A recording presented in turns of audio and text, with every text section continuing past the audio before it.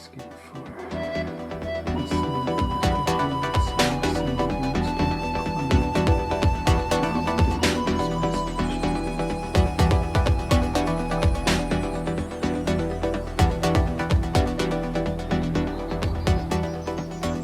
Greetings, dear friend. Een Laq, a.k.a. I am another you, you are another me, we are one God-sciousness. And today I'm going to talk about the shadow, which is to say the ego, and how we approach clearing ego dramas and shadow challenges in Mayan embodiment astrology. So if you don't know much about Mayan astrology, the Mayan calendar is basically these glyphs and the numbers. Not that inner part, that's the hunab-ku. The glyphs and numbers can also be seen like this. This is called the Tzolk'in, 260-day DNA map, bridging time and space and putting it in your body. So cool.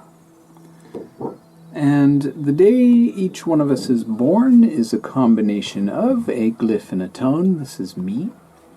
And we also have 4 guides. The left hand reaching over to your divine feminine, and the future vision is in the same right mind path. Right hand reaching over to your divine masculine guide, and your past wisdom guide is there for you as well. Now, the ego. Oh boy, squirmy little fellow that one is. Shadow work, yeah. One of the phrases I love about the ego is EGO, everybody's got one. And we do. We come into this body and we start to develop our ego. Most of it is done during childhood, and it grows and continues, but we usually reinforce the same dramas, etc. from childhood. And let's be honest, I firmly believe in reincarnation, and that the soul comes into a body by choosing its parents first, in order to bring the unfinished business into this new body and project it out into the world.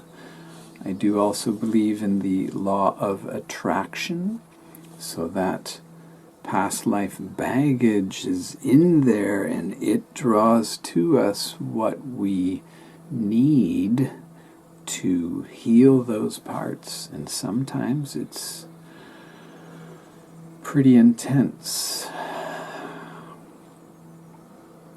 If we don't do the work in this lifetime, no problem. You get to come back and do it again. Some people call this realm Earth School, and that's cool. I resonate with that. But school for me wasn't really fun, so I like to call it the game of life. And it's like a video game, but you can never die, or at least if you do, you get to come back again. And you have to clear each level before you get to the next level. Is that making sense? Right?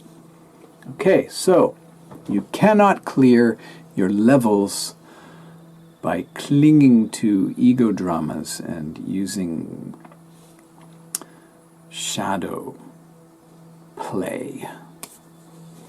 You stay in those levels and you go deeper into them. Ooh. Which for some people, that's what they want to do. But I do need to say this. I believe that the purpose of the game of life is ascension. Cosmic Christ consciousness. Enlightenment. That is our purpose. Every single human being can achieve it in this lifetime if they clear their ego dramas and shadow challenges. It's that simple. One other thing I have learned from the world of Vipassana meditation, I've done 2 of them, which I've talked about in other videos, so I'm not going to talk about them here, but what I will tell you is the main message from Goenkaji, the founder of the modern movement, is that the ego uses only 2 things to cause all of the suffering in the world, which is self-suffering. There's only 2 things that the ego does. 1, craving. I need that thing. I gotta have that thing. I gotta keep. Addictions, basically. Thing number 2, aversion. Ooh, I don't like this. Ooh, I want to get away. Ooh. That's it. Those are the only 2 methods that the ego uses to create all the drama and shadow in the world. Craving and aversion. And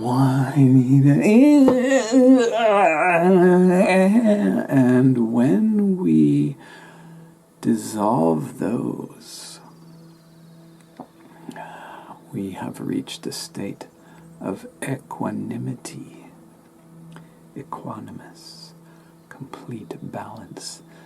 You crave nothing, you avoid nothing, and that is enlightenment.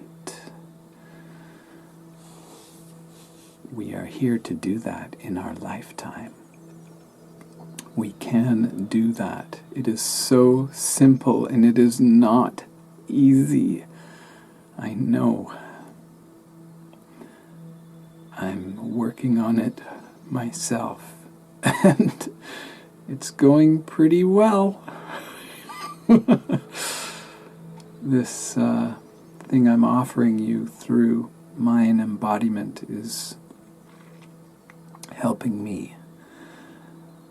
Helping you is helping me because, once again, my friends, the quantum holographic God-sciousness, holy hologram, divine fractal is what you are. That is all that's happening here at this time. Now, back to your birthday. Happy birthday, my love. Each one of us has a lot of high vibrating energies with our tone and our glyph. And one of the qualities of tone 7 is that we sit up here on top of the pyramid, and the first word of the shadow challenges of all tone 7 people is indecision.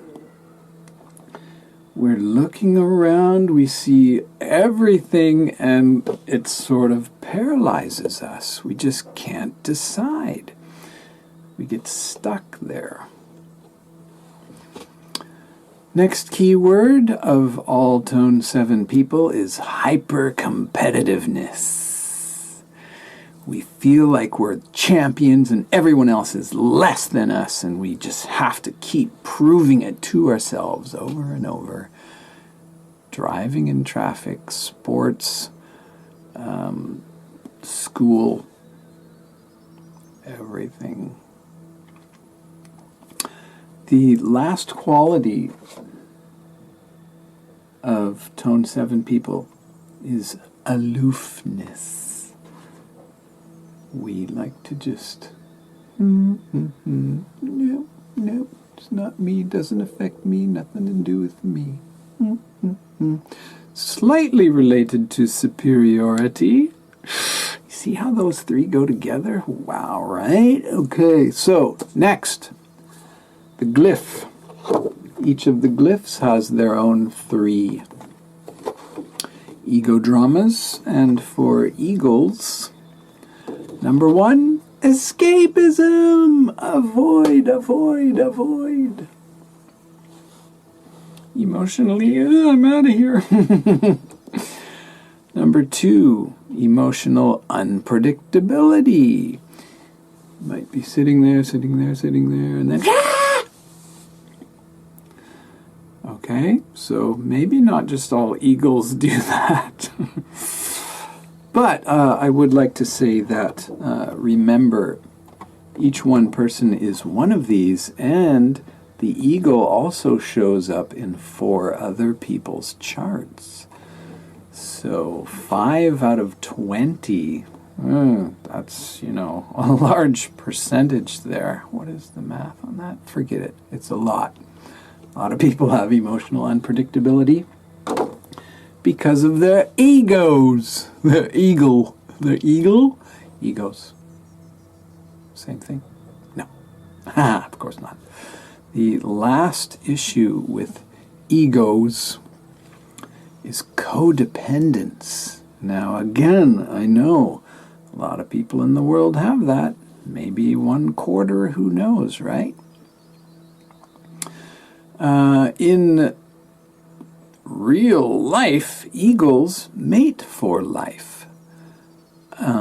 So they probably don't have codependence. I mean, in the flip side of it is interdependence, support, right? And we need that. We can fix any of these issues. Now, in my 2022 Soul Keen calendar work booklet, there's a section starting on page 39 called Shadow Work and Ego Dramas. And what we do is we take those 6 keywords, and step 1 is called create your personal low vibration phrase. This is because out of all your other light qualities, for each day and each person, they have some high vibration phrases too. And what your task number 1 is with the shadow work and ego dramas is create your 1 low vibration phrase. Now, what that means is you make every possible combination of those, which makes at least 9. It's 3 of these and 3 of those and 3 of those, but you have to be flexible with the grammar and word order, okay? I'll just leave these ones up here for you to take a look, but I won't dwell on them. And once you've done that, one of them will jump out at you like, oh boy, yeah, that's your nerve ending that's flapping in the wind there. And that is your low vibration phrase. Now, step 2, shine the light. And here you need to do a lot of writing.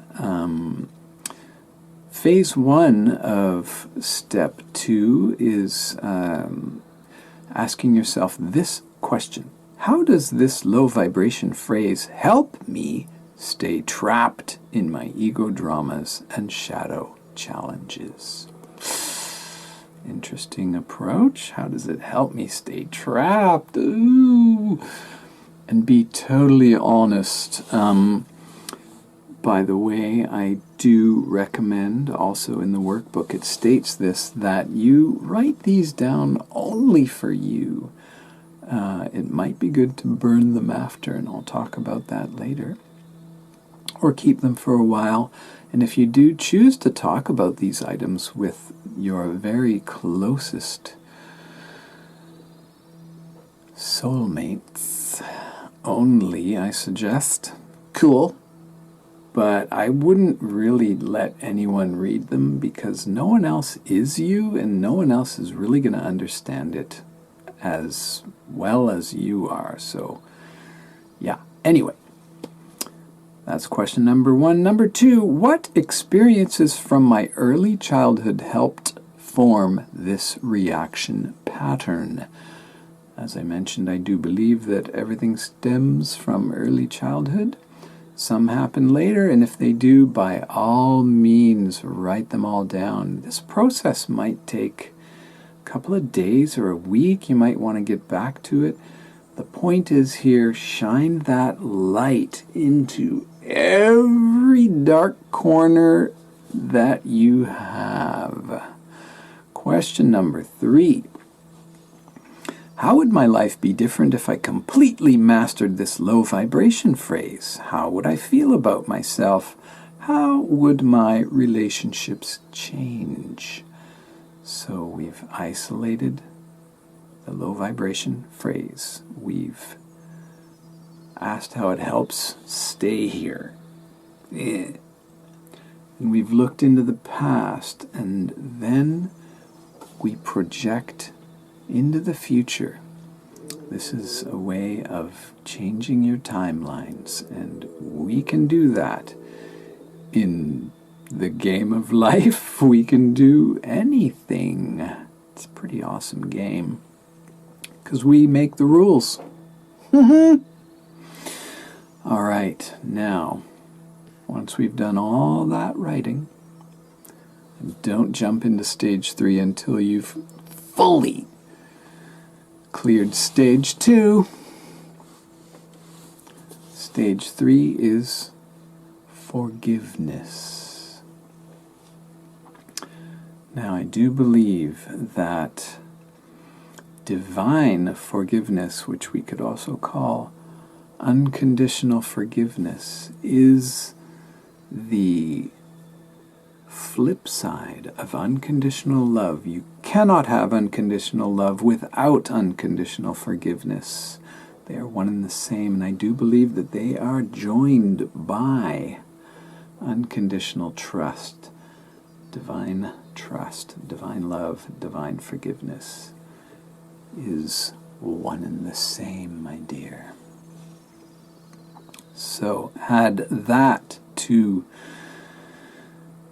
the intensity and integrity with which you say the 4 phrases involved with self-forgiveness. And again, this is explained quite clearly in the work booklet.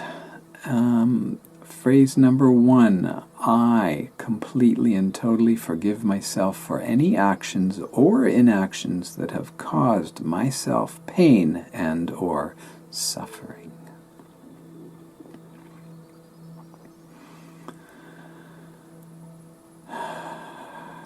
Sentence number 2. I completely and totally forgive myself for any actions or inactions that have caused pain or suffering to other people.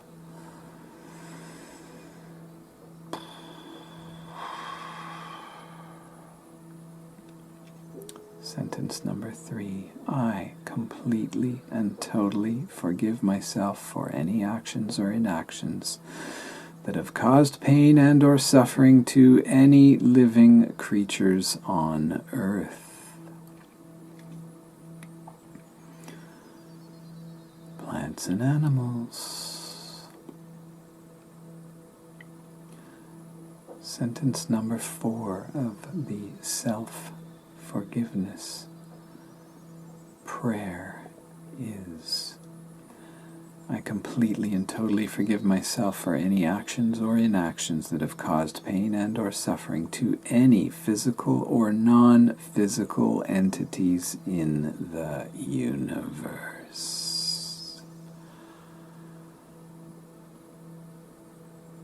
Talk about a clean slate. Oh my. We are going quantum, holographic, multi-dimensional. There is no separation. You are in a body right now, and you are also in other dimensions. All of your lives are simultaneous. In one or many of these lives, you have already ascended and transcended your ego, and maybe it is that lifetime that is reaching back to you now and helping you do this process.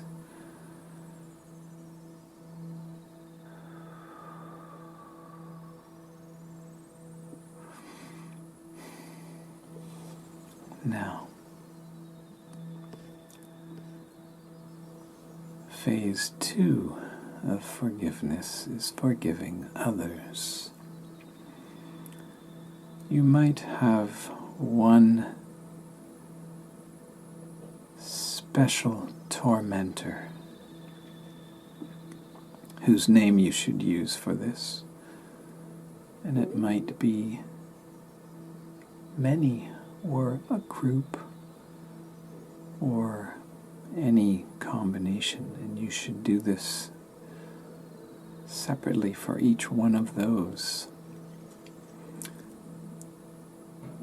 And there are 4 phrases to go with this, and phrase number 1, Dear Tormentor, thank you for all your lessons, the dark ones and the light ones, that you taught me. 2, I apologize for any pain and or suffering I caused you. 3, I completely and totally forgive you for any pain and or suffering you caused me.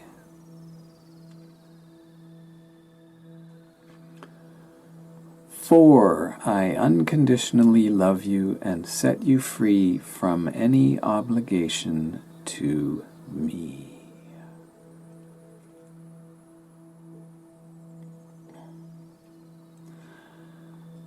So maybe that one word, obligation, brought up something else in your mind, an association to the word contract.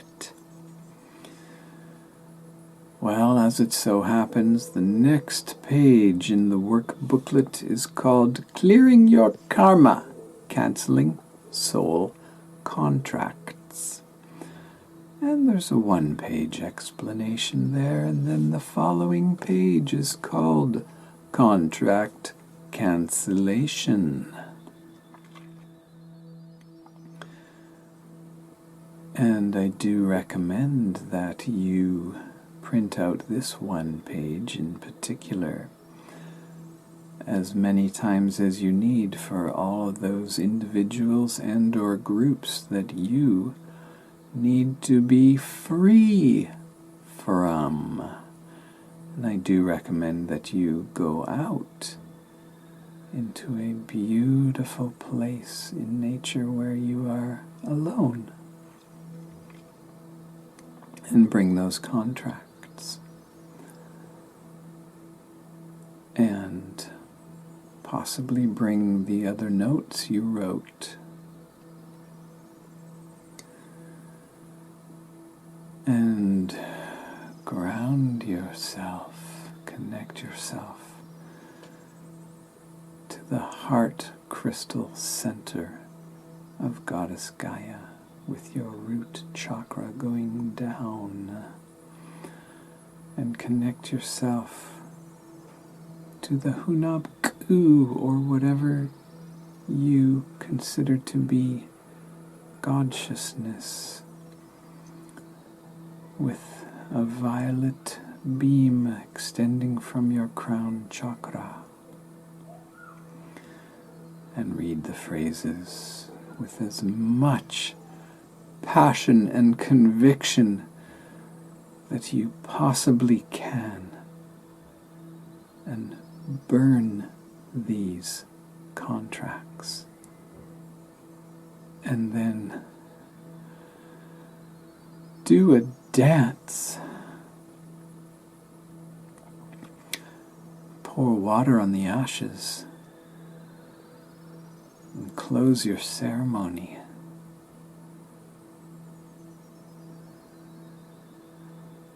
And I cannot promise you ascension or enlightenment from doing these, but I do promise you it is completely possible to ascend, to become enlightened from doing these and probably some other work. And I will promise you that if you do not do your shadow work, you will not ascend in this lifetime. And I promise you that you will have as many chances to play this game until you get it right. No souls left behind, my love. It's impossible. Your enlightenment is guaranteed. So it might as well be this lifetime, yeah? Yeah. Okay, my love. Een Laq. Namaste.